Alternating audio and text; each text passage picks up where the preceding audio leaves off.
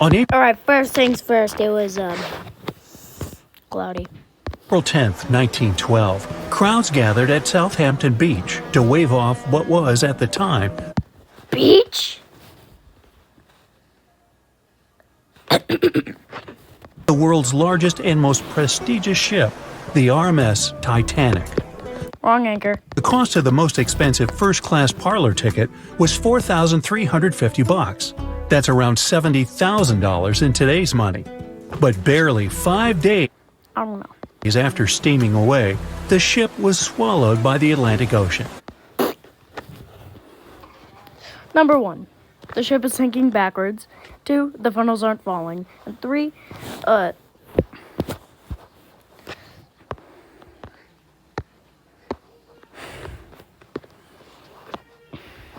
the lifeboat looks terrible. So let's rewind and go back to what actually happened on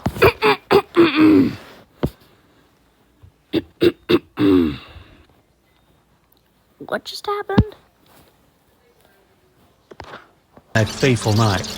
The captain wanted to set a speed record for the ship's maiden No. voyage and arrive early. The ship was deemed unsinkable, so he went No. full throttle into the dark Arctic waters. After spotting the That was the Atlantic Ocean, not the Arctic. 100-foot iceberg, the crew desperately tried to steer the I can't. This is just a random cruise ship. vessel away and avoid I'm the sorry. collision. But the Titanic was traveling too fast, and the iceberg tore Too down the fast? side of the ship, creating a huge opening in the hull. There's only tiny little gashes in it, but everyone thinks that.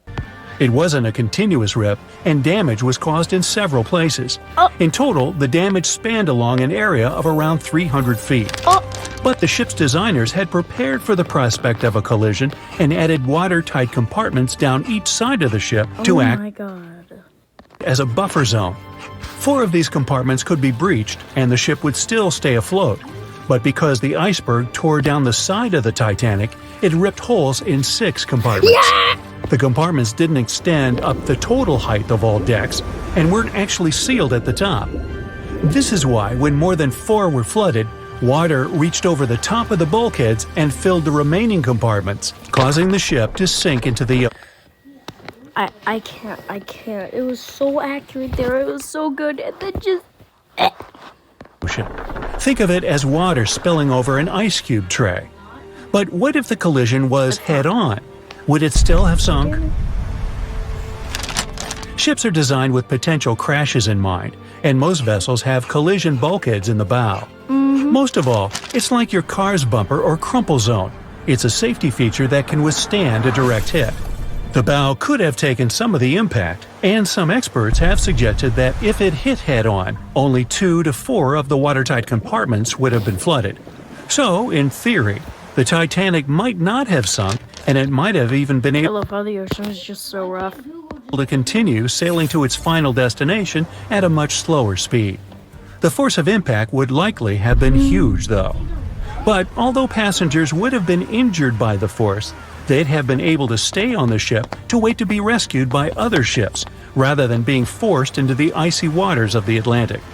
Still, one of the Titanic's designers, Edward Wilding, suggested that the force Never of the heard of that guy in my entire life. impact might not have actually been that big. He told the British Inquiry that lots of people scarcely felt the collision, and he believed the ship would not have sunk if it did hit the iceberg head-on. The ship was also designed with remotely operated watertight doors between all compartments, so any floods could have been quickly sorted out.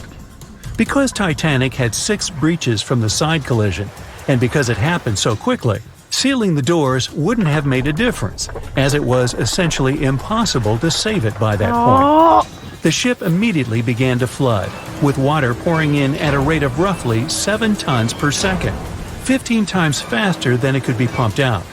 So, while it sounds like the Titanic would have survived had the ship hit the iceberg head-on, this idea does come with some issues. First off, the collision bulkheads were designed to survive a crash with another ship, not a giant iceberg. If 2 ships collided, both would absorb some of the Really? impact in their bulk.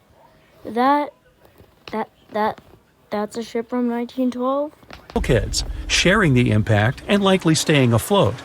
But an iceberg is stationary, meaning that Titanic would absorb most of the energy from the collision. What? If I just noticed this. That's an American flag. Titanic hit head first, because of the speed it was traveling, the impact would have likely traveled down the whole body of the ship. That's Just imagine a 46,000-ton ship traveling at around 20 knots. At some point, it hits an iceberg that weighs what could be over 100,000 tons. This collision would likely create a powerful force causing massive damage to the vessel. It is likely that seams would split, staircases would come tumbling down, and rivets would burst open across the ship. All that would have potentially flooded even more compartments.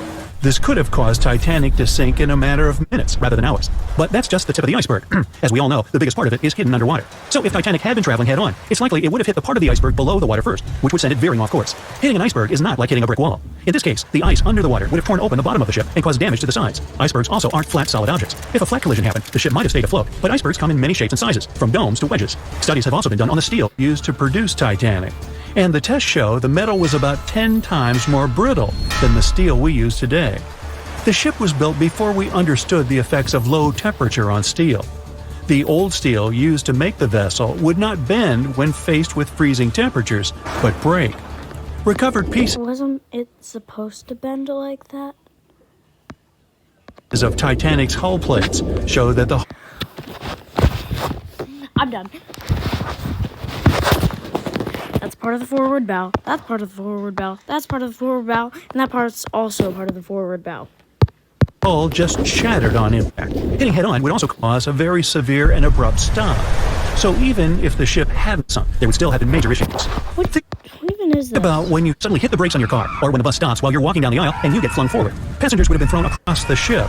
And because the crash happened at night, most people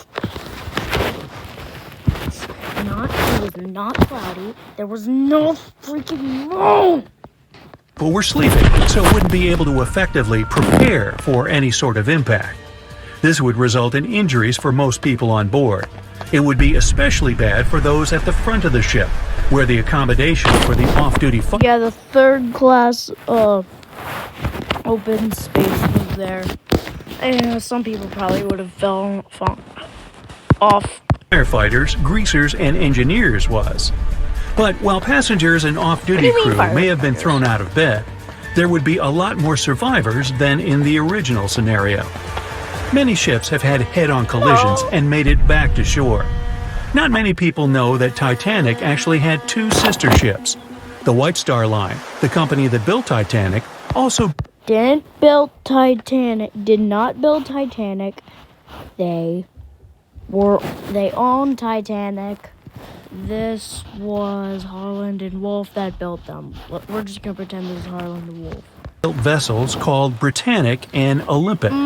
Captained by Edward J. Smith, who would later helm Titanic, the Olympic set off on its maiden voyage in June 1911. But much like Ford's sister ship, disaster was just around the corner.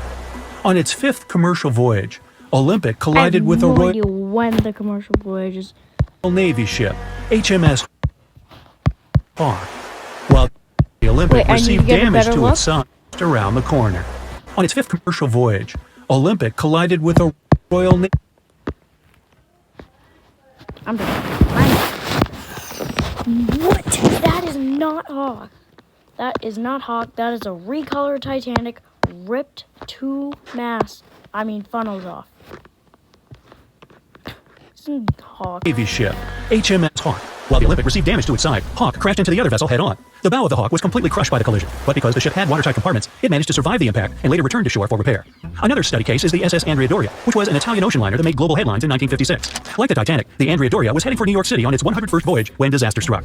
On July 25th, the vessel collided with a 524-foot Swedish passenger liner Stockholm. No.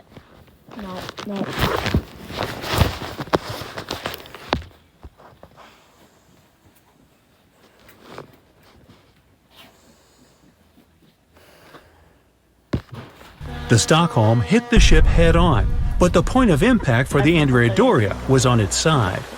The front of the Stockholm was completely smashed, but because the impact was on its hull, it managed to survive. The Andrea Doria, however, sadly sank due to the collision being on the side of the ship. So these cases could suggest that maybe the Titanic would have survived had it hit the iceberg head-on. But we have to remember that the Titanic hit the thing full speed, whereas both the Olympic and the Andrea Doria were traveling slower.